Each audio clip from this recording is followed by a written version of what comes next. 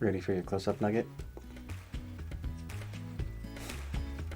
Hi, and welcome to the Caterpillar Cross Stitch YouTube channel. My name is Ford, and I'm joined this week by my supervisor, Nugget. And this week, we're going to talk to you about some of the most commonly made mistakes that people make when gridding their cross-stitch projects. That's right, it's how not to grid.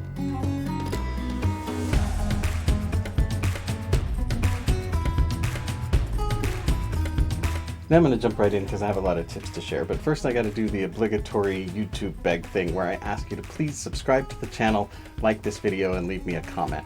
Now I'm planning to put some big special effects here, like a explosion and some air horns and that kind of stuff. We'll just see how much is left in the special effects budget after we buy the millet for Nugget. I guess you'll know by now. Now the problems with gridding that I see people posting about most frequently. Nugget is bored of this topic. Now, the most frequent problems I see people having with gridding break down to one of two basic categories: issues with tools and issues with technique. So I'm going to talk about the tools first. And the first one is very important because I still see it all the time, despite constantly standing on my soapbox and trying to warn people about this. Frixion pens, those Pilot Frixion pens, are not intended to be used on fabric. When you apply heat to them, they seem to disappear, but the ink is still there in the fabric. It just turns a milky white. So eventually the thermochromic pigments in that ink will lose their thermochromic properties, and they will kind of settle into a color range in the middle of the color that it was when you drew it and the milky white that it went to when you heated it, and the line will just reappear on the fabric over the course of a few years. Not to mention the fact that they are not archival quality and they are not acid-free, and so they will cause discoloration and damage to the project over time in that way as well. Pilot, the maker of those pens, is quite clear on this topic that those pens are not intended to be used for writing on fabric, and they do not recommend it, and neither do I. And along a similar line, you frequently see people who have decided to grid their project with pencils. It happens often enough that I made an entire video a few months ago about techniques for getting pencil marks out of fabric because it is surprisingly difficult. Those tiny little microscopic fragments of graphite that come from the pencil lead get embedded deep into the fabric and they're really hard to move.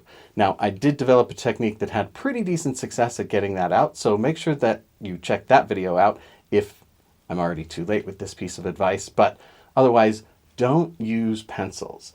Now, I made a video about gridding a while ago and I recommended using dressmaker's pencils. And those are a pretty good compromise because they do wash out easily enough, but I had a real problem with them of either having to constantly sharpen it or not getting a very good precise line. They're not meant for the kind of precision that it really helps to have when doing gridding.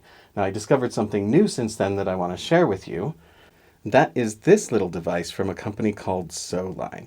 Now this is a mechanical pencil for writing on fabric, and this is the fanciest one that has 3 colors. You can use it as pink, or as black, or as white. Now I've experimented with this a little bit, and they do also make one that's a single color, and if you're going to do that, I recommend getting the pink one, because it's decently visible on white, and it's still very visible on black, and it washes out super easily. With the black lead, I did have a lot more trouble getting it out of my white fabric than I did with the pink one, so that's something to take into account. With the pink one, the second my sink sprayer hit the fabric, the pink was gone, so I'm very happy with the performance of that. And then because it's a mechanical pencil, it's so much easier to make those precise lines that you need to between 2 stitches. So that's a really great tool that's available now to draw your grids onto your fabric if you want to draw them on rather than stitch them on. Now, speaking of stitching on your grids, I know a few years ago Sally made a video on this channel where she recommended using a single strand of DMC embroidery floss to stitch a grid onto your project. I have to disagree with that advice. I've seen too many times where people have gridded out their project, they've done all of their stitching, and then they go to try to pull out their grid lines, and there's just too much friction within the floss and the floss that's been used for the stitches, and they can't pull those grid lines back out. They wind up just for hours with tiny little tweezers and scissors cutting out little pieces, because no matter how careful you are, at some point the needle that you're using to make that stitch is going to kind of snag some of the fibers of that floss that you used to do the stitching. So no matter how careful you are, it is going to be really, really difficult to remove, and that is going to cost you more time in removing the grids than it saved you of not having to count constantly when you were working. So I don't recommend using embroidery floss for this. What I do recommend using is a monofilament of some kind. So you can use something like a colored fishing line, or a company called Sulky makes a line of blending filaments, they're called, and they're like a high tensile plastic fiber that's normally meant to be mixed in with your embroidery floss to give it a sparkle, but it also is a monofilament. It's not a bundle of fibers the way embroidery floss is. It's one single long plastic fiber, and it's really slippery. So once you use it to stitch your grid in, it's much easier to then pull that out without it being all tangled up in your stitches. So using a monofilament fiber of some kind to do your gridding stitches is a way, way better choice. Make sure you don't miss out on any of the upcoming projects or stitch-alongs or those sorts of things coming from Caterpillar by signing up for the email newsletter. There's a link in the description of the video or in the first pinned comment, and when you sign up you'll get 10 free PDF cross-stitch patterns worth £60, so make sure you check that out. So those are the top mistakes from using non-optimal tools for gridding. So what about technique? Where does technique let people down sometimes? Well, the first one is something that I've talked about quite a bit on this channel in the past, and it goes something like this. Say we've marked this as the corner of our project, and that's where we're going to start our gridding from. We've marked it either with a mechanical pencil or with a bit of thread or something like that. And so then we need to make our next line 10 stitches away. So we come in and we go 1, 2, 3, 4, 5, 6, 7, 8, 9, 10. And we make our next line right here. Did you catch that mistake? This first line right here, this first hole in the fabric, that is not 1, that is 0. So I made the mistake of counting holes when I should have been counting stitches. So there are two ways to avoid that mistake. One is to count the squares between the holes. And if we do that, we'll now see 1, 2, 3, 4, 5, 6, 7, 8, 9. So I've just messed up my entire grid. Or we just make sure to start from 0. The line is 0. 1, 2, 3, 4, 5, 6, 7, 8, 9, 10. This should have been our first line right here. So making sure that you're counting from 0 or counting the spaces between the holes instead of counting the holes is how you avoid that fence post counting error.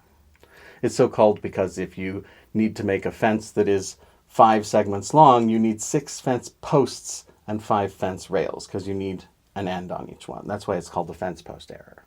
Now, if you're like me and you have an astigmatism, it can make staring at one thing for a long time really difficult, and it makes it really hard for me to count small things like eta. So I frequently find myself counting over and over and over again to make sure that I've counted correctly. But I have a little trick that I pulled over from one of the other hobbies that I've had that helps me a lot in that regard.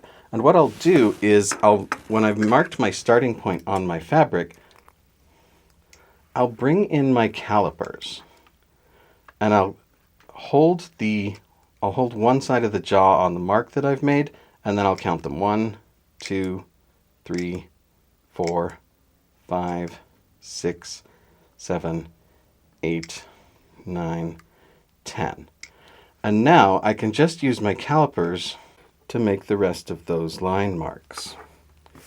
So I only have to count that 10 one time, and then my precision calipers will do the rest of the work for me. And that can also be really useful for just double checking your counting after you're done. I have a long list of video topic suggestions from viewers, and if I haven't gotten around to yours yet, another great way to get your question answered would be to ask in someplace like the Caterpillar Cross Stitch Facebook group or the following of the Instagram. There's tens of thousands of stitchers in those spaces, and it's a very worthwhile resource, so make sure you find those as well. We also now have a line of crochet with the same beginner-friendly patterns and kits and community support that you're used to, so find us on Facebook or Instagram to get started in that too. Now, another issue I've seen people had when they stitched their grid onto their project was they used like a backstitch or a holbein stitch or something to get a solid line all the way across so that they would be able to count from it easily.